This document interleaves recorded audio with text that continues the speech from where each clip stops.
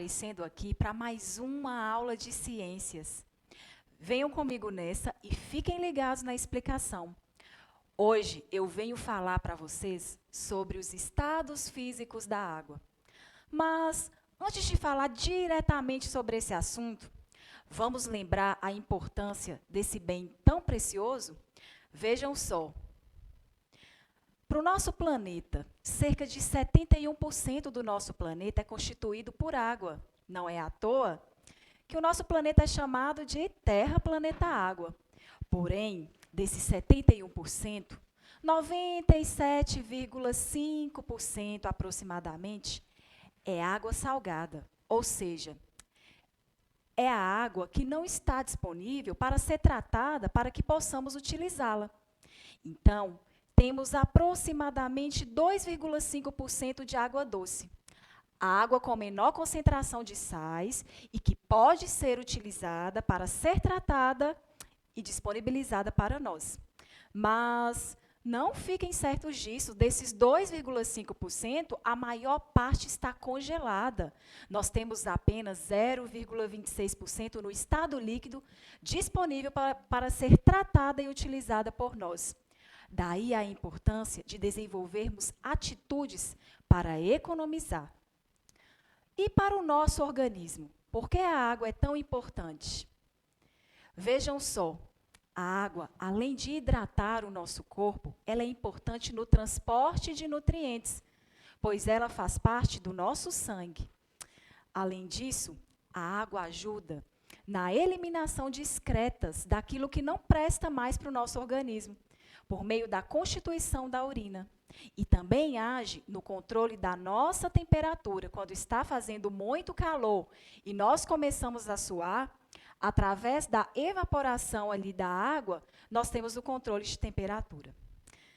Bem, agora vamos conhecer um pouquinho sobre a constituição da água. A constituição da água tem tudo a ver com os estados físicos, os 3 estados físicos que encontramos: o estado sólido, o estado líquido e o estado gasoso. A água, microscopicamente, é constituída por moléculas. Tenho certeza que alguns de vocês já ouviram falar sobre H2O. H2O e água é a mesma coisa, muitos devem ter ouvido falar isso, porque H2O são as moléculas que constituem a água. As moléculas são formadas por átomos, que são pequenas partículas, e no caso da água, 2 átomos de hidrogênio, representados aqui no nosso desenho pela letra H, se unem a um átomo de oxigênio e forma a tão famosa molécula da água. Essas moléculas elas vão se unir, elas vão se ligar e constituir a nossa água. E aí, vamos entender então sobre o estado sólido, líquido e gasoso. Vejam só, tudo vai depender do grau de organização dessas moléculas, de como elas estão organizadas e também da agitação. Vejam lá que no estado sólido, as moléculas da água, H2O, estão extremamente organizadas e estão bem juntinhas. Já no estado líquido, as moléculas da água, as moléculas de H2O, elas começam a se afastar, elas começam a se desorganizar um pouco. E no estado gasoso, essas moléculas se afastam ainda mais e se desorganizam mais. Visualizando aqui de forma melhor para vocês. No estado sólido, que um exemplo muito comum é o gelo, né, que nós lidamos aí, que nós já temos costume, a água, ela tem uma forma própria.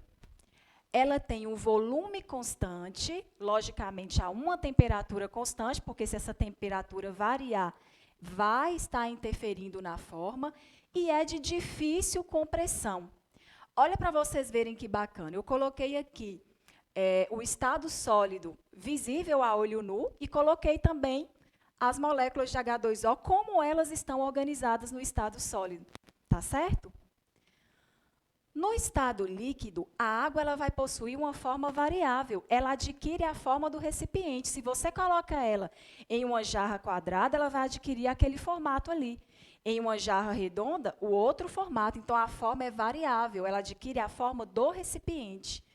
Possui um volume constante, é aquele volume que você colocou, logicamente a uma temperatura constante, e é de difícil compressão. Também coloquei aqui para vocês, microscopicamente, como as moléculas de H2O estão organizadas quando a água está no estado líquido. Vocês estão vendo ali que elas começam a se separar, começam a se afastar e adquirir um grau de agitação.